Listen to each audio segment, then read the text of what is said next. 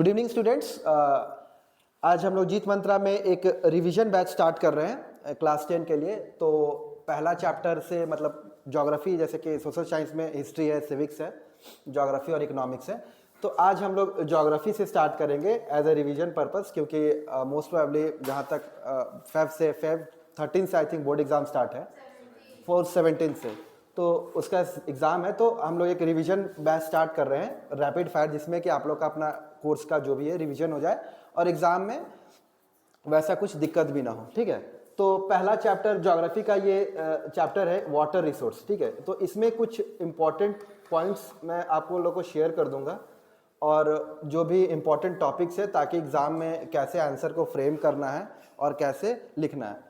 तो ये चैप्टर का जहाँ तक ज्योग्राफी में चैप्टर है, सबसे ज़्यादा वेटेज होगा, हमको लगता है 5 या 6 नंबर का होगा। ठीक है, तो अगर बेसिकली कोई नोट्स या फिर कोई पीपीटी ऐसा मैंने नहीं उठाया है, बट एक एनसीईआरटी का बुक लिया, क्योंकि CBSE strictly followed by NCERT, उसके अलावा वो किसी को भी फॉलो नहीं करेगा। ठीक है, तो पहला चैप्टर ये जो वाटर रिसोर्सेज का तीसरा चैप्टर है, उसमें पहला यही पूछता है कि वाटर का इंपॉर्टेंस क्या है, वाटर को हम लोग कैसे सेव कर सकते हैं, वाटर का स्कैर्सिटी कैसे हो रहा है, और कैसे हम लोग वाटर को कंजर्व करें, ताकि मतलब सस्टेनेबल डेवलपमेंट में कैसे चले। मतलब उसका ज्योग्राफी का पार्ट ही होता है सस्टेनेबल डेवलपमेंट, कैसे हम उसको वाटर को कंजर्व कर सकते हैं और फ्यूचर में कैसे उसको यूज़ कर सकते हैं, ताकि हमारा जनरेशन, प्रेजेंट जनरेशन और आने वाला जनरेशन उसको अच्छे से यूटिलाइज कर सके। तो नेक्स्ट स्लाइड की ओर जाते हैं। देखिए, आप यहाँ पे आपको दिख जाएगा, ये बेसिकली कहाँ का है, ये राजस्थान का है। ठीक है, या फिर नॉर्थ इंडिया में आप देख सकते हैं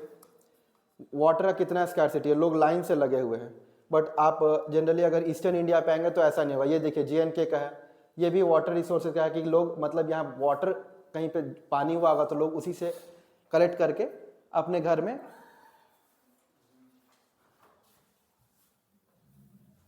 ये जैसे आप देख पा रहे हैं। तो ये सब एक मतलब एग्जाम पॉइंट से वैसा इंपॉर्टेंट ये नहीं रखता है, लेकिन इससे आप इस इमेज से एक ड्रॉ कर सकते हैं एक आइडिया कि कैसे वाटर का स्कैर्सिटी हो रहा है इंडिया में या फिर कहीं भी, और कैसे इसके हम लोग ये कर सकते हैं। जैसे सबसे ज़्यादा एग्रीकल्चर में भी पानी लगता है, लोग उसके लिए क्या करते हैं, एक या तो ट्यूबवेल्स ले लेते हैं, वेल्स ले लेते हैं, या फिर वो एक होता है ना जिसको ट्यूबवेल्स से जनरेटर लगा के या फिर पंप लगा के पानी का यूज़ करवाते हैं। ठीक है, आगे बढ़ने से आपको इसमें थोड़ा सा एक MNCs कंपनीज जो भी सेटअप, ये वेरी इंपॉर्टेंट मल्टीपर्पज प्रोजेक्ट 1948 में आया गया था।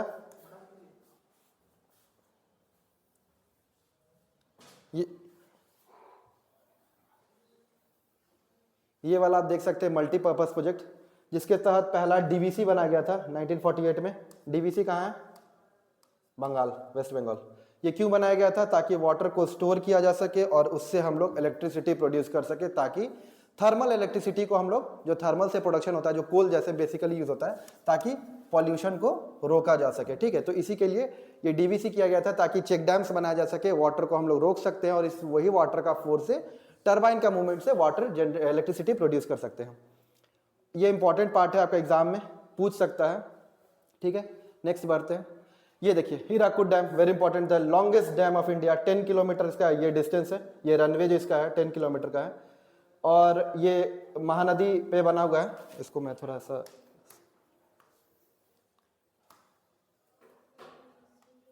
महानदी रिवर पे बना हुआ है, उड़ीसा के संबलपुर डिस्ट्रिक्ट में। तो डैम्स और इसके लिए एक स्टेटमेंट भी दिए थे हमारे देश के पहले प्रधानमंत्री, कोई बता सकता है? एनसीईआरटी का बुक में वो स्टेटमेंट लिखा हुआ है कि dams are the temples of modern India. ये स्टेटमेंट उनका था, क्योंकि अगर डैम्स नहीं रहेगा तो कल के डेट में हमारे पास वाटर का स्कैर्सिटी हो सकता है। और इससे वाटर, देखो यहाँ पे वाटर को ऐसे ही सेव करते हैं, मतलब स्टोर करते हैं, और फिर यहीं से विथ हेल्प ऑफ प्रेशर यहाँ पे टर्बाइन लगा रहता है, इलेक्ट्रिसिटी प्रोड्यूस होता है। ठीक है, तो एग्जाम पर्पज से इसमें मल्टीपर्पज प्रोजेक्ट का आपको इंपॉर्टेंस पूछेगा, क्यों जरूरी है, positive and negative impacts. Most important question इसका जो है ना, positive and negative impact of multipurpose project, very important है।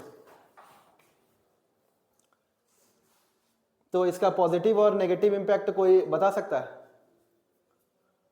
डैम्स का पॉजिटिव और नेगेटिव प्रोजेक्ट का क्या होना चाहिए, मतलब कि मतलब क्यों जरूरी है डैम्स, उससे क्या होता है। बिल्कुल, एक हो गया प्लस पॉइंट, एक पॉइंट लिख सकते हैं, जैसे कि पहला पॉइंट लिख सकते हैं कि जैसे electricity,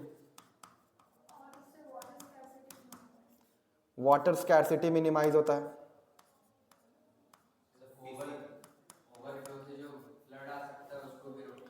very good, flood control,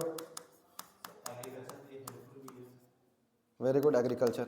तो ये ऐसे पॉइंट्स आप एग्जाम में लिख सकते हैं, लेकिन इसको आपको इलेबोरेट करना होगा।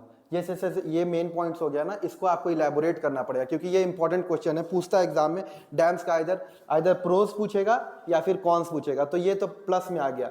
नेगेटिव इंपैक्ट में कोई बता सकता है, नेगेटिव इंपैक्ट में कोई कुछ बता सकता है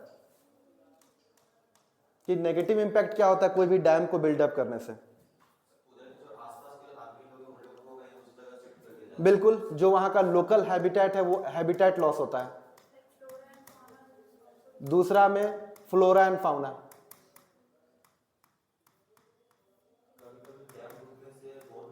वेरी गुड। डैम का अगर वाटर जिसका कैपेसिटी होता है मेट्रिक टन में चलता है, अगर वो उस लेवल को वो पार कर जाता है ना, तो डैम्स का वो थ्रेट होता है, अगर टूट गया तो हेवी फ्लड हो जाता है, तो आसपास का वेजिटेशन और लाइफ का लॉस होता है। ठीक है, और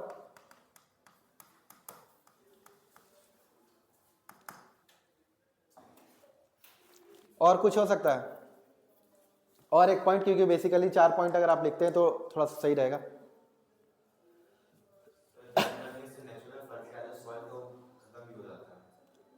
वो फ्लोरा एंड फाउना में आ जाएगा, वेजिटेशन आ जाएगा, हैबिटेट हो जाएगा। वेरी गुड, मिनरल्स में थोड़ा सा जाता है कि सॉइल का मिनरल्स जो होता है ना, वो अपना मिनरल्स को लूज कर देता है, क्योंकि अगर हेवी फ्लो ऑफ वाटर जाता है ना, तो क्या होता है सॉइल का जो भी उसका रिच मिनरल्स है वो डिस्ट्रॉय हो जाता है। ठीक है, नेक्स्ट। ये देखिए जीत मंत्रा का एक इंपॉर्टेंट कोर्स है जो ये लॉन्च हो रहा है, अगर आप इसमें पार्टिसिपेट करना चाहते हैं तो कर सकते हैं। ये बेसिकली कब से, आई थिंक 45 डेज का है और 8 तारीख से शुरू होने वाला है। तो अगर आप इंटरेस्टेड है तो this will help you to add on to your marks in the board exam, आप लोग के लिए सही रहेगा। चलिए नेक्स्ट, वेरी इंपॉर्टेंट,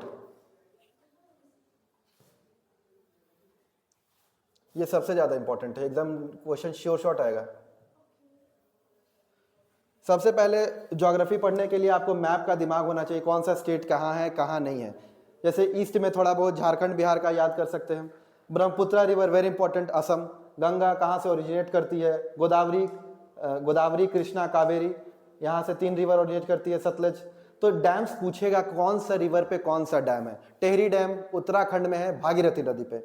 उसके बाद जैसे कि अभी हम एक बताएं आपको, ये वाला कौन सा बताए थे, हीराकुद डैम संबलपुर में है, महानदी रिवर पे। उसके बाद फिर साउथ में तुंगाभद्रा है, वहां पे भी डैम है। उसके बाद और डैम नॉर्थ इंडिया में बहुत सारा डैम है, जैसे Bhakra Nangal dam, most highest and the most earthen dam of India.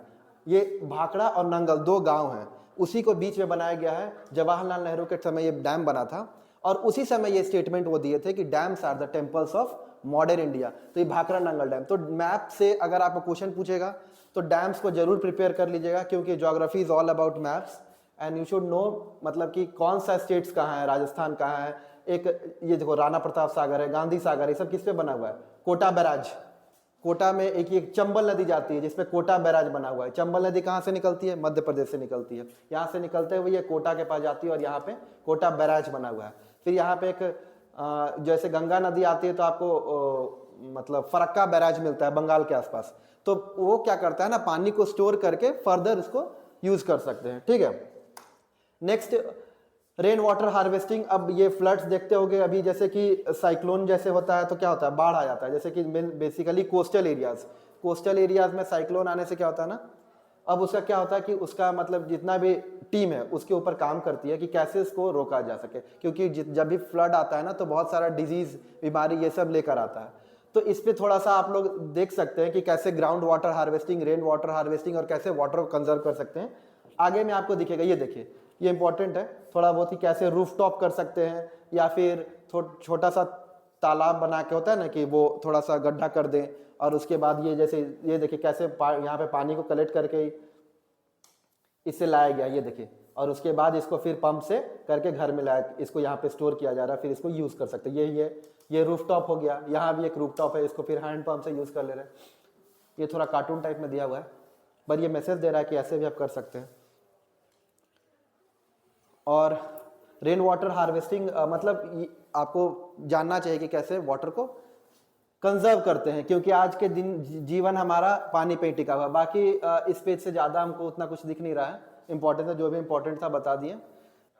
तो ये देखिए बैम्बू ड्रिप इरिगेशन सिस्टम है, कैसे पानी को इसके मतलब पाइपलाइन के थ्रू मतलब एक वैसा चैनल बना दिया गया है कि ये कुछ लॉन्ग रन वे तक पानी जा सके, ये भी है ऐसा ही है। तो इसी तरह आप लोग देख सकते हैं कि कैसे वाटर एक इम्पॉर्टेंट पार्ट करता है किसी भी लाइफ को सस्टेन करने के लिए, और ये चैप्टर इसलिए इंक्लूड किया गया है ताकि आप वाटर का इम्पोर्टेंस को समझ सके। इससे बेसिकली जो क्वेश्चंस था मैंने आपको बता दिया, एक मैप वर्क, दूसरा negative and positive impacts of building of dams, और बेसिकली और रेन वाटर हार्वेस्टिंग का क्या क्या थोड़ा बहुत स्टेप्स होना चाहिए। So that's all, thank you class.